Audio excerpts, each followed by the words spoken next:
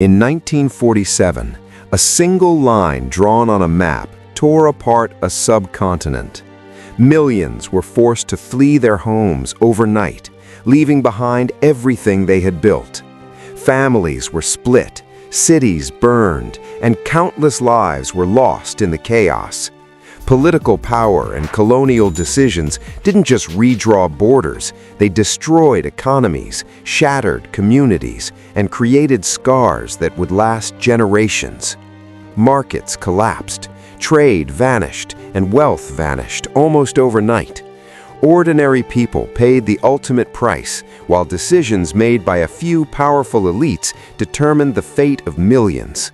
This was more than migration. It was a human catastrophe, an economic disaster, and a story of power running unchecked.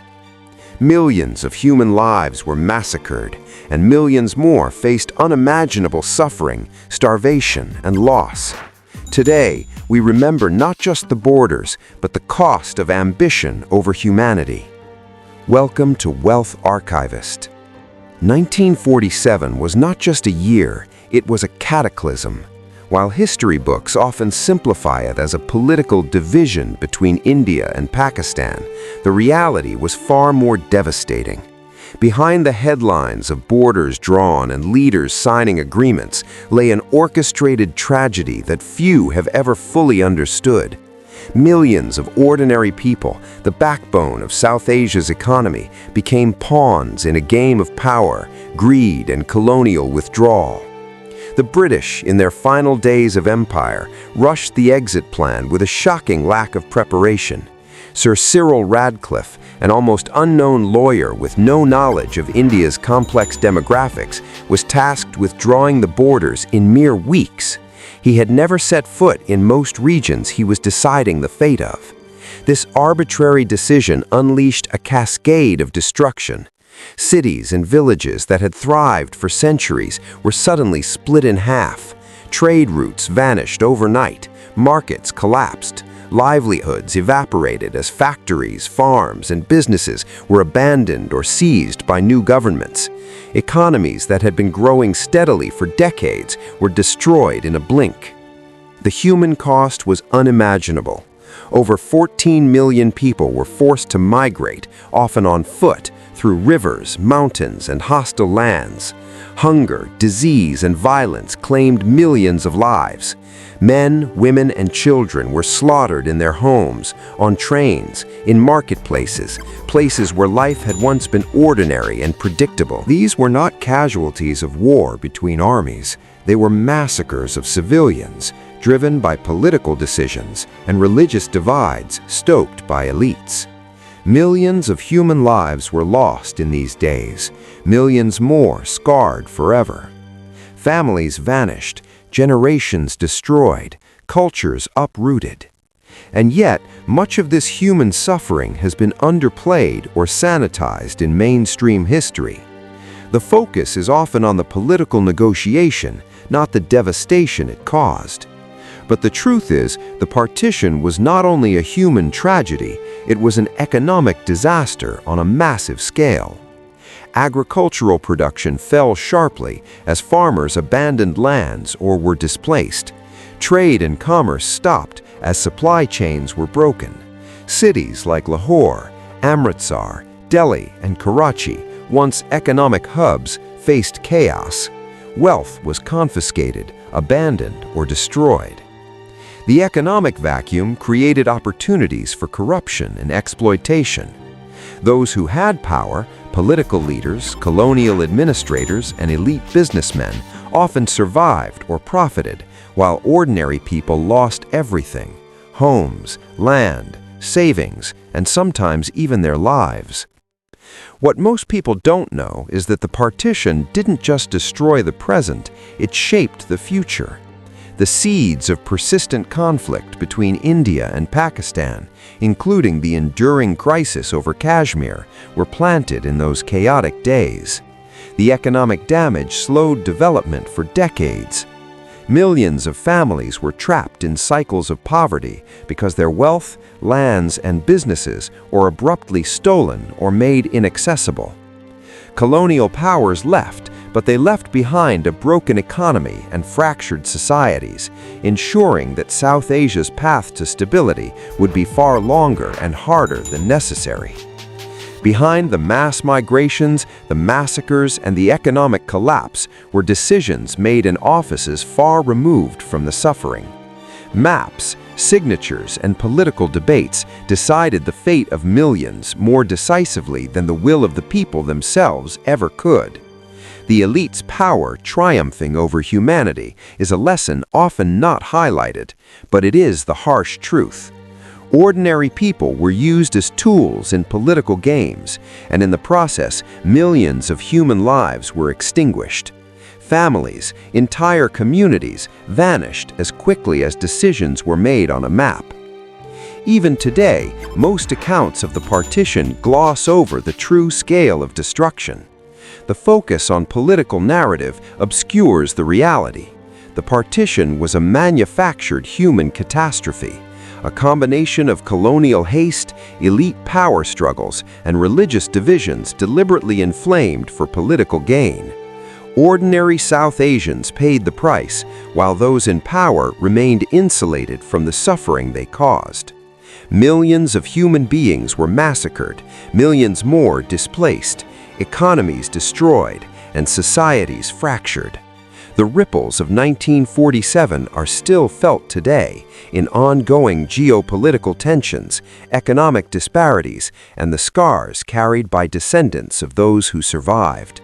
This was not merely history, it was a warning about what happens when political ambition is allowed to override humanity, and when power is placed in the hands of those disconnected from its consequences. The partition was a lesson in the brutality of unaccountable governance, the fragility of economic systems under political stress, and the unimaginable human cost when borders are drawn without foresight or compassion. Millions were lost, millions more scarred forever. But these truths remain hidden from mainstream narratives. Millions were lost, millions more scarred forever. But these truths remain hidden from mainstream narratives. And yet, while the human suffering was immediate and visible, an equally devastating catastrophe unfolded quietly: the complete collapse of South Asia's economy. Entire markets froze, agricultural production vanished overnight, factories closed, trade routes that had connected cities for centuries disappeared with the stroke of a pen. The partition was not just a political event, it was an economic earthquake, felt by ordinary people long after the borders were finalized. Farmers who had cultivated land for generations found themselves dispossessed, their fields abandoned or seized by strangers. Crops rotted in the fields because there was no one to harvest them. Local markets, once buzzing with life, became ghost towns. Merchants who had supplied cities with goods lost everything: warehouses, shops, and capital, either destroyed in riots or claimed by those in power. The collapse wasn't random. It was the direct result of decisions made by political elites who cared more about power than the livelihoods of millions. Trade routes between India and what became Pakistan, once the arteries of a thriving economy, were severed overnight. Railways, ports, and roads that had connected communities and businesses for decades were suddenly unusable. Merchants could not move goods. Farmers could not sell harvests. Laborers lost work. Wealth that had been carefully built over generations vanished in weeks. Cities like Lahore, Amritsar, Delhi, and Karachi, which had long been commercial hubs, faced financial paralysis. The economy of South Asia did not just falter, it crumbled, and its rebuilding would take decades. Meanwhile, the elite profited quietly. Political leaders and colonial administrators, insulated from the chaos, ensured that their own wealth remained intact. Some British officials took assets with them. Some sold off properties before leaving. Local elites and landlords seized opportunities created by mass displacement. Abandoned lands, factories, and businesses were claimed, sometimes violently. Ordinary people had nothing: no homes, no land, no savings, while power and profit remained concentrated in the hands of a few. The partition also destroyed the informal financial systems that had sustained millions. Credit networks, lending circles, and local banks collapsed. Families who had relied on savings in local institutions found their money inaccessible or gone entirely. Small businesses, the backbone of the economy, were wiped out. The middle class, a growing segment of urban society, was decimated. Economists today estimate that South Asia lost decades of economic growth in the immediate aftermath, all because of hastily drawn borders and unchecked political ambition. What most historians rarely emphasize is the human cost intertwined with this economic collapse. As people fled, they abandoned homes, farms, and businesses. Trains carrying refugees became targets for massacres. Villages along escape routes were burned. Women were abducted, families destroyed, and entire communities vanished. Every act of violence compounded the economic devastation. A burned village meant lost crops. A destroyed market meant no trade.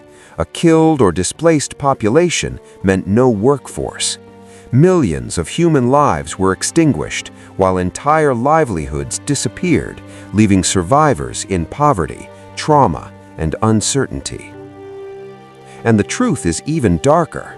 Some of the worst atrocities were orchestrated, not random. Certain political groups exploited the chaos to seize property, settle scores, or consolidate power. Riots and attacks were sometimes organized to create fear, forcing migrations that conveniently transferred land and wealth to those in control. Ordinary people were trapped, caught between forces they could neither understand nor escape. Millions died, millions more lost everything, and yet history often frames it as unavoidable chaos. The reality is more sinister. It was planned, opportunistic, and merciless. The economic destruction was not temporary. Entire regions saw production plummet. Trade stagnated for years. Urban centers struggled to rebuild markets and infrastructure. Families that had once been self-sufficient became dependent on aid or charity. What is often presented as a political story is equally a financial and social catastrophe, one that shaped the economic trajectory of both India and Pakistan for generations. The wealth of a continent was decimated, concentrated in a few hands, and millions of people were left to rebuild from scratch. The partition was not just about borders or religion. It was about power triumphing over humanity, about the deliberate destruction of an economy to consolidate control, and the exploitation of mass tragedy for personal gain. Millions of human lives were massacred, millions more displaced, and an entire economic ecosystem collapsed. Yet most people have never heard this story in full. It remains buried under sanitized histories, textbooks, and political narratives. But the truth is undeniable. The partition was a human and economic apocalypse, one orchestrated and compounded by those who wielded power with indifference to life and livelihoods. The lesson is clear. When political ambition supersedes human welfare, the consequences are devastating, both economically and socially. Wealth and power may survive, but millions of lives are destroyed, and entire societies are scarred forever. The partition of 1947 was not just history, it is a warning, a dark mirror of what happens when greed, politics, and power collide, and ordinary people pay the ultimate price. The partition of 1947 did not just destroy lives and economies, it created opportunities for those with power and connections. While millions struggled to survive, a few elites quietly profited from the chaos, turning mass suffering into personal gain. Families were uprooted, businesses abandoned, and cities emptied. For ordinary people, it was a nightmare. For political elites, landlords, and some colonial officials, it was a calculated chance to consolidate wealth and influence. Abandoned homes, farms, and businesses were seized almost immediately. In cities like Lahore, Amritsar, and Delhi, properties left behind by fleeing families were claimed by neighbors, local landlords, or political figures. Many of these transfers were legal in form but morally dubious.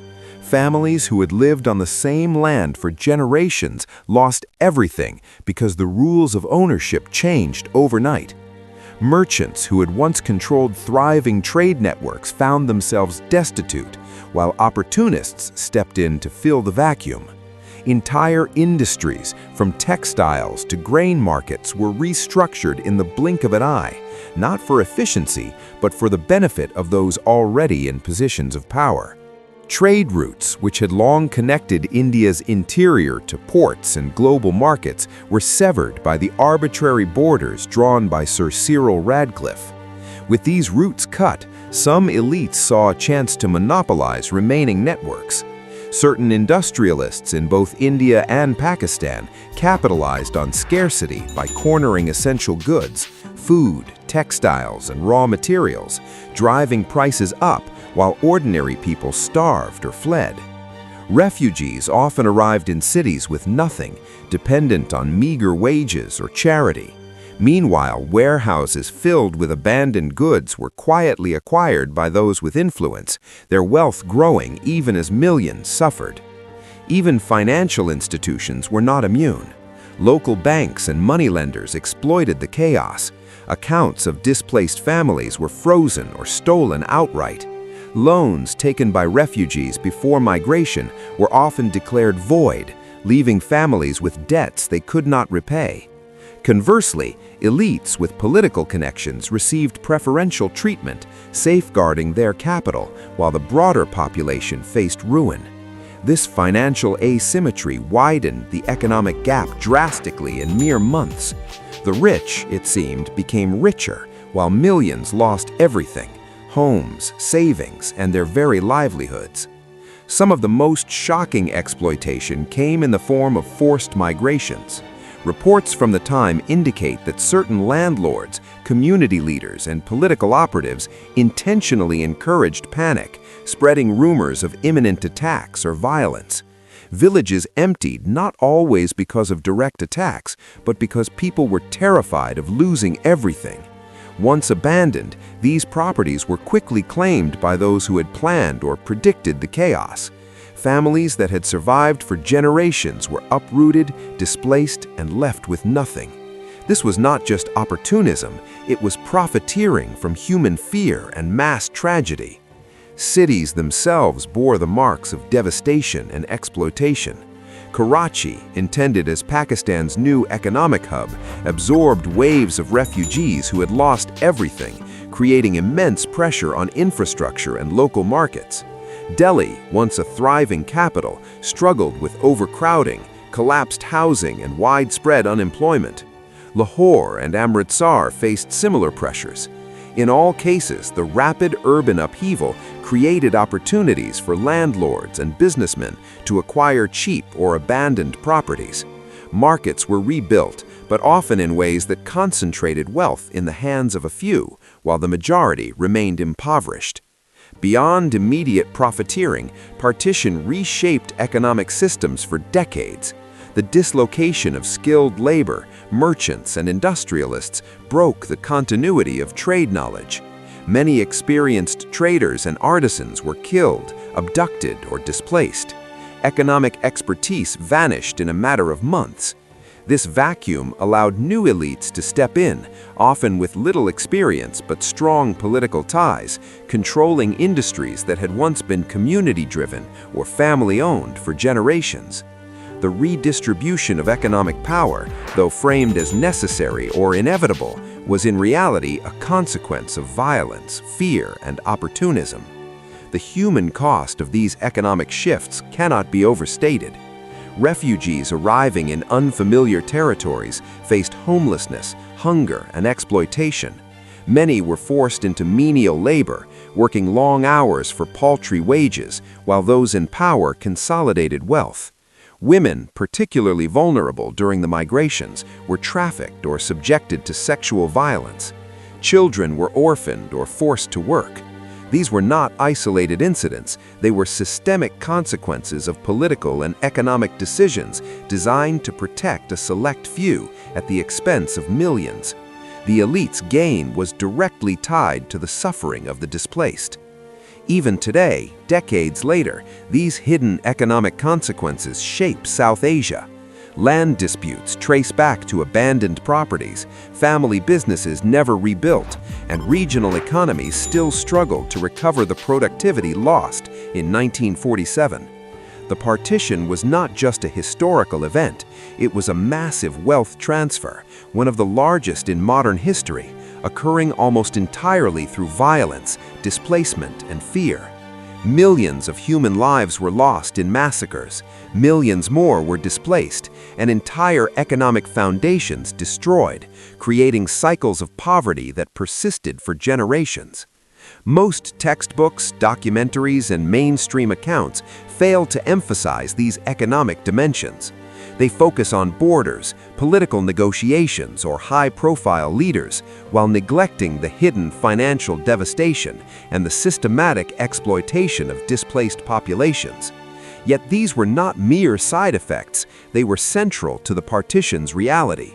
The elites who profited, whether colonial officials, landlords, or opportunistic businessmen, ensured that while millions suffered, their own power and wealth endured. Ordinary people became collateral damage in the ruthless calculus of survival and opportunity. The partition also reveals a crucial lesson about power, money, and human vulnerability. When political decisions are made without regard for human life, economic systems collapse, and those who understand or control the levers of finance can turn catastrophe into personal gain. Millions of human lives were massacred, millions more were displaced, and entire economies shattered, all while the elite prospered. This hidden truth, rarely discussed openly, is essential to understanding not just the partition, but the enduring inequalities in the region today. In the shadow of blood and borders, the partition of 1947 was not just a tragedy of human lives, it was a tragedy of wealth, economy, and opportunity lost. While ordinary families struggled to survive, some seized abandoned lands, properties, and trade routes. While markets lay in ruins, a few quietly profited. While refugees starved, the elite consolidated power. The partition was a story of extreme contrasts, devastation and profiteering, fear and greed, loss and accumulation, all happening simultaneously in the same streets, fields, and homes. Millions were massacred, millions more were displaced, and millions of livelihoods destroyed. Yet through this horror, wealth was transferred, power consolidated, and opportunity seized, quietly, systematically, and with chilling efficiency. This is the hidden truth of 1947. The partition was not just about lines on a map, but about power exploiting chaos for profit, and the ordinary people of South Asia paid the ultimate price.